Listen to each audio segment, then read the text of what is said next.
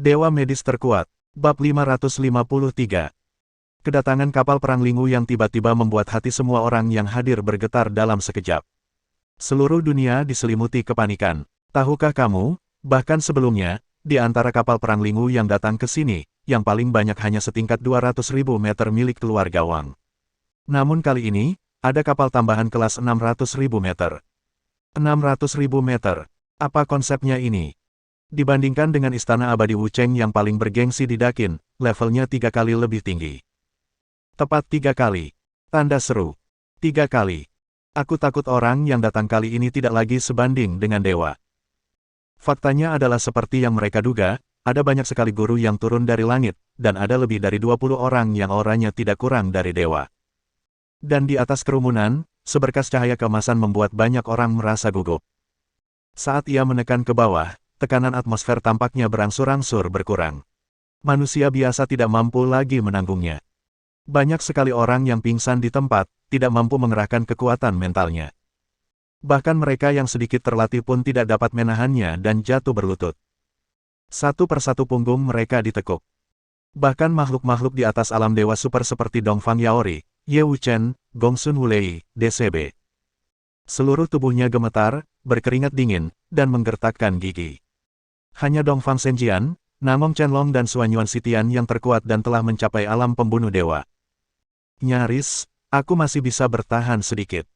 Tetapi saat lawan perlahan turun, mereka akhirnya tidak tahan lagi. Dengan jatuhnya ketiga orang ini, seluruh dunia dinyatakan runtuh sepenuhnya. Semua manusia pingsan atau berlutut. Tidak ada seorang pun yang dapat menolaknya. Sang guru yang turun dari kapal Lingu menekan segalanya, dan seberkas cahaya keemasan itu berdiri gagah di angkasa. Cahaya keemasan akhirnya berubah menjadi lingkaran cahaya emas murni, yang terus berputar dan berputar di belakangnya. Sekilas saya pikir itu adalah teknologi proyeksi 3D. Akan tetapi, tekanan yang dipancarkannya adalah sesuatu yang bahkan para penguasa alam pembunuh dewa pun tidak dapat menahannya. Para anggota pedang ilahi timur nyaris tak mampu mengangkat kepala dan menatap ke langit. Berdiri di udara adalah sosok yang bangga.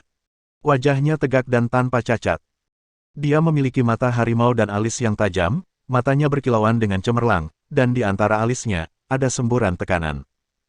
Tubuhnya sangat tegak, dengan proporsi yang sempurna, dan dia berdiri tegak di udara. Dia lebih tampan dari model paling sempurna di bumi. Dan dia mengenakan jubah kuning murni dengan 6 naga emas bercakar 5 terukir di atasnya. Hanya dengan melihatnya saja, Dongfang Senjian dan yang lainnya merasa pusing dan sedikit kewalahan. Pengalaman lawan terlalu kuat. Bahkan tekanan mentalnya cukup membuat mereka tak tertahankan. Lelaki itu perlahan turun namun tidak sampai ke tanah, seakan-akan ia meremehkan tanah di bumi, menganggapnya terlalu kotor dan akan menodai pakaian dan kakinya. Anak buahnya segera membawakannya bangku berukir naga emas. Pria itu perlahan duduk di bangku.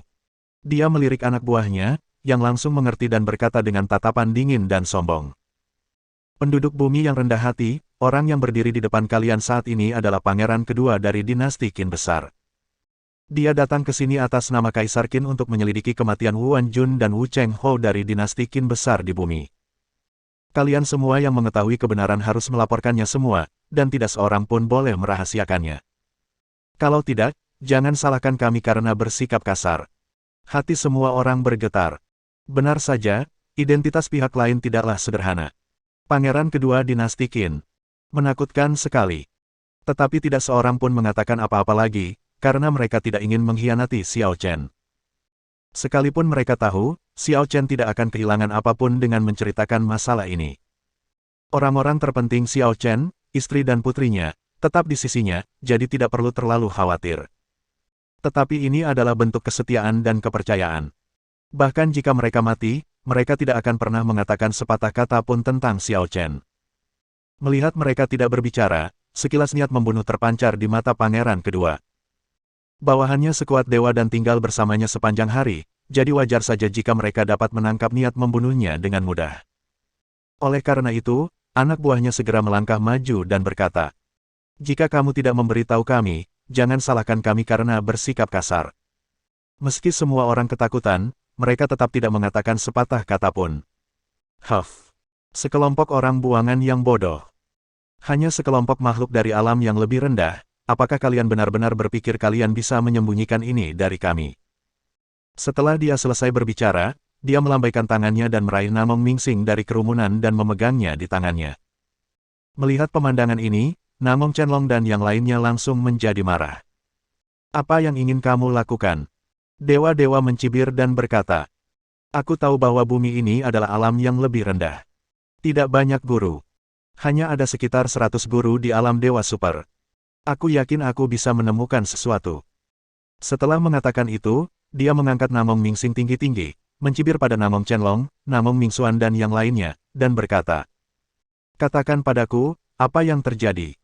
Siapa yang membunuh Huan Jun dan Wu Chengho? Selama kamu memberitahuku, aku bisa melepaskannya. Namong Chenlong menggertakkan giginya.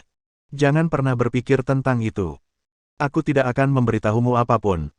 Kamu keras kepala sekali. Baiklah, aku ingin melihat seberapa keras kepala mulutmu. Begitu dia selesai berbicara, dia perlahan mengencangkan telapak tangannya. Wow! Namong Mingsing mengucapkan beberapa patah kata dengan linglung, matanya melotot, dan wajahnya memerah. Hentikan, bajingan. Namong Chenlong meraung, lalu menerkam ke depan dengan marah. Dewa Master lainnya langsung mencibir. Kamu mencari kematian. Begitu dia selesai bicara, dia angkat tangan dan menamparkan. Hanya dengan satu telapak tangan, penghalang ruang angkasa hancur, menyebabkan dada Namong Chenlong runtuh, dan seluruh orang terlempar mundur di tempat. Engah. Ledakan. Dia terlempar mundur dengan keras sejauh 100.000 meter, dan di saat yang sama, Namong Mingsing juga dipatahkan lehernya oleh Tuan Dewa Sejati. Retakan. Bersamaan dengan bunyi, krak, itu, seketika ia kehabisan tenaga dan tidak dapat melawan lagi, ia pun dibanting ke tanah oleh sang penguasa alam. Itu seperti membuang ikan mati. Dia tidak mati, tetapi dia masih memiliki sedikit kehidupan yang tersisa, hampir tidak bernapas, menunggu kematian. Ini bahkan lebih kejam, bahkan lebih mengerikan. Matanya terpaku pada arah di mana ayahnya terbang mundur, dan air mata terus mengalir dari matanya. Pria tidak mudah meneteskan air mata, tetapi mereka meneteskan air mata saat sedih. Melihat pemandangan ini, mata Namong Mingxuan dan saudara lainnya memerah. Mereka mengepalkan tangan mereka erat-erat dan gigi mereka bergemeretak. Bab 554. Ekspresi pangeran kedua sangat dingin, tanpa ada emosi yang tidak perlu diungkapkan. Membunuh adalah hal yang biasa bagi seniman bela diri, dan bagi seseorang dengan status pangeran kedua, membunuh semudah bernapas. Raja Dewa di bawah komandonya juga tidak memiliki emosi dan berkata dengan wajah dingin. Apakah Anda sudah memikirkannya? Jika sudah, Anda dapat memberitahu kami sekarang. Tidak ada gunanya membuang-buang waktu lagi. Anda seperti sampah di tangan kami. Satu-satunya nilai Anda adalah memberitahu kami informasi yang kami inginkan. Dia mengepalkan tangannya, lalu segera melepaskannya. Energi spiritualnya berubah menjadi bila-bila udara, menyambar keluar, dan puluhan sosok jatuh satu demi satu. Jika kau tidak mau bicara, ini yang akan terjadi padamu, mengerti? Nada bicaranya sangat sombong, seolah-olah semua orang yang hadir benar-benar sekumpulan sampah. Semua orang mengepalkan tangan, mata mereka dipenuhi kebencian dan niat membunuh, tetapi tidak ada seorang pun yang berani melangkah maju untuk melawan. Namong Chenlong adalah contoh terbaik. Pada saat ini, mereka hanya bisa menaruh harapan pada Xiao Chen. Tetapi, bisakah Xiao Chen benar-benar tiba tepat waktu? Semua orang masih tidak berbicara, Dewa tidak dapat menahan diri untuk tidak mencibir dan berkata. Masih tidak mengatakan apa-apa. Kalian benar-benar keras kepala. Oke, tidak masalah. Kalian tidak takut mati, tetapi itu tidak berarti kalian tidak takut sakit. Setelah dia selesai berbicara, dia menjentikkan jarinya, dan beberapa murid di alam pembunuh dewa segera berdiri. Linci untuk pria, potong dagingnya sepotong demi sepotong. Untuk para wanita, buka pakaian mereka dan arak-arakan mereka di jalan. Aku ingin melihat apakah mereka bersedia menyerahkan harga diri mereka. Orang-orang dari alam atas tidak akan menyentuh wanita dari alam bawah, karena itu akan menjadi penghinaan bagi mereka.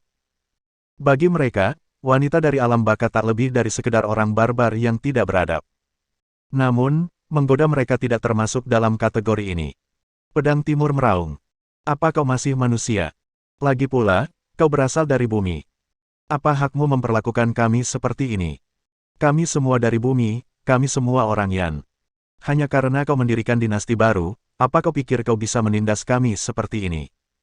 Sang dewa mencibir. Jangan gunakan moralitas apapun untuk menekan kami di sini. Di alam semesta, hukum rimba adalah satu-satunya hukum yang tidak berubah. Dongfang Senjian dan lainnya dipenuhi dengan kesedihan dan kemarahan. Binatang, binatang. Terinfeksi oleh emosinya, para pendeta lainnya juga mulai meraung. Kelompok dewa ini tidak bisa menahan diri untuk tidak mendengus dingin. Apakah kalian sudah bosan hidup? Berlututlah, dasar orang-orang bodoh. Begitu kata-kata itu keluar, beberapa dewa mengeluarkan energi mereka pada saat yang sama. Dongfang Senjian dan yang lainnya telah ditekan oleh aura puncak Raja Ilahi Pangeran kedua, dan sekarang dengan tambahan orang-orang ini, tidak dapat dipungkiri lagi bahwa situasinya menjadi lebih buruk. Momentum itu menindas mereka bagaikan gunung, menekan kepala mereka, menekan keras tulang belakang mereka. Semua orang berpegangan, bergandengan tangan, dan berusaha keras untuk meningkatkan momentum mereka. Padahal mereka hanyalah sekelompok semut. Meski begitu, mereka hanyalah sekelompok orang lemah. Tetapi, mereka tidak akan pernah menyerah dengan mudah. Garis keturunan Yan Huang tidak akan pernah menyerah bahkan dalam kematian. Semua dewa di dinasti Qin besar tidak dapat menahan diri untuk tidak menyipitkan mata. Mereka telah meninggalkan bumi dan negeri Yan bertahun-tahun yang lalu. Setelah sekian tahun, dipengaruhi oleh ide-ide seni bela diri dari dimensi lain, mereka tidak lagi memiliki keyakinan dan semangat seperti dulu, sehingga mereka sama sekali tidak mampu memahami kekuatan kehidupan ini pada saat ini. Kekuatan keyakinan. Tulang punggung gairah. Huff. Kalian benar-benar keras kepala. Jika kalian pikir kami akan membiarkan kalian pergi hanya karena kalian bertindak seperti ini, maka kalian terlalu naif. Ya, kau memang sampah, dan kau selalu sampah. Berlututlah. 20 dewa meledak dengan kekuatan mereka pada saat yang sama, ditambah kekuatan pangeran kedua, yang secara langsung menindas jutaan orang yang hadir dan membuat mereka tidak dapat bertahan. Gigi mereka patah dan mereka bisa menelannya ke dalam perut mereka. Tetapi, jika tulang mereka patah, apa gunanya segala kesombongan mereka? Menabrak. Akhirnya, seseorang tidak dapat menahannya lagi, tulang kakinya patah, dan dia pun jatuh berlutut dan sama sekali tidak berdaya. Lalu tibalah yang kedua, ketiga, keempat. Akhirnya, mereka semua berlutut dengan tergesa-gesa. Mata, telinga, mulut dan hidung mereka semua mengeluarkan darah, membuat mereka tampak sangat mengerikan. Para dewa tidak bisa menahan diri untuk tidak mencibir. Apakah ini yang kau sebut kemampuan? Itu saja. Kupikir kau bisa bertahan dan tidak berlutut. Mendengar ini, Xuanyuan Sitian mencibir dan berkata, kamu bisa membuat kami berlutut, tetapi kamu tidak bisa membuat hati kami menyerah. Senyum di wajah beberapa dewa menghilang dan menjadi dingin lagi. Kamu benar-benar mencari kematian. Kalau begitu, kami tidak perlu membuang-buang waktu denganmu. Kami akan memberimu obat kuat untuk dicoba. Mari kita mulai dari dirimu. Aku akan menyiksamu sampai mati terlebih dahulu, dan mengorek dagingmu sepotong demi sepotong. Hehehe. Xuanyuan Sitian berkata dengan ekspresi dingin. Terserahlah, tapi kamu pasti akan menyesalinya. Huff. Kau hampir mati. Kau masih berani mengancam kami. Kau mencari kematian. Namun, pada saat ini, sesosok tiba-tiba turun dari langit dan dengan cepat mendarat di depan pangeran kedua. Yang mulia Kaisar telah memberikan perintah, pangeran kedua, terimalah. Ketika kata-kata ini keluar, semua orang tidak dapat menahan diri untuk sedikit menyipitkan mata. Pangeran kedua tidak dapat menahan diri untuk tidak mengerutkan kening dan berkata, Ayah, di saat kritis ini, apa yang terjadi tiba-tiba? Meskipun dia sangat bingung, dia tidak berani mengabaikan perintah Kaisar Qin terlalu jauh. Tanpa banyak keraguan, dia cepat-cepat melangkah maju dan berlutut dengan satu kaki. Semua prajurit Qin berlutut di tanah pada saat yang sama. Kaisar Qin telah memerintahkan agar pangeran kedua segera kembali ke dinasti Qin besar. Tidak boleh ada kesalahan. Ini perintahku. Pangeran kedua tidak dapat menahan diri untuk tidak mengerutkan kening. Apa yang sedang dilakukan ayah? Kenapa dia tiba-tiba membiarkanku pergi? Aku baru saja tiba di bumi. Biksu yang bertugas menyampaikan pesan itu langsung berbisik di telinga pangeran kedua. Pangeran kedua, yang mulia telah memerintahkan Anda untuk segera berhenti menyelidiki apa yang terjadi di sini. Ada kemungkinan besar bahwa ada ahli super di balik ini, mungkin seorang kaisar ilahi. Apa katamu? Pangeran kedua tiba-tiba berteriak kaget, dan semua bulu tubuhnya berdiri. Dia tidak pernah membayangkan bahwa Xiao Chen benar-benar akan menjadi kaisar ilahi yang kuat. Apakah berita ini benar? Benar. Pangeran kedua, Sejujurnya, istana Qin Zhao baru saja dihancurkan. Apa katamu? Pangeran kedua berseru lagi, lalu menelan ludah. Ketakutan perlahan menyebar. Bersambung.